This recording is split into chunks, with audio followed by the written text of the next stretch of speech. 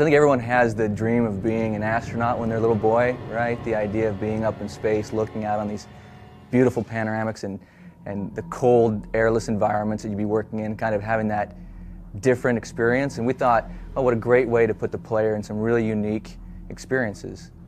Zero gravity in dead space is completely unique because it's realistic. And we studied NASA and JPL websites. We found out how much a hand weighs, how much a head weighs in zero G, because we wanted that realistic weight.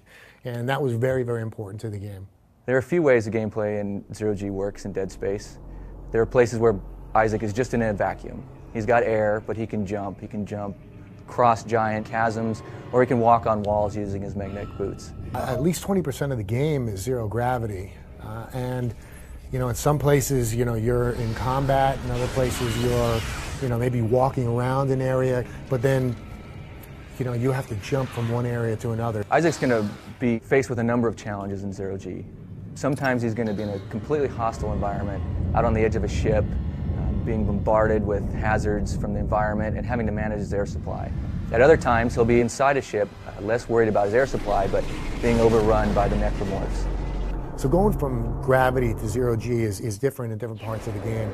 As you enter into space, you'll notice that the tone of the game gets cold, it gets blue, the audio muffles out like you'd expect in a vacuum. And depending on whether it's airless or not, if it's also airless, there's no sound. You just hear, your heart beating and your breathing. So we have necromorphs that are particularly effective in gravity, and some that have the ability to handle zero gravity really well.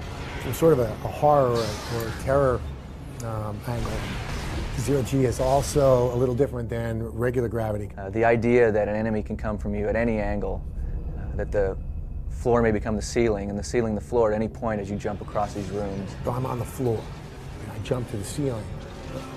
The whole room will reorient. So now you're on the ceiling, and you're like, okay, where was I? And you kind of got to look around for landmarks on where you are and kind of get your bearings pretty quickly, because if you're in the middle of a battle, you got to figure out where you are.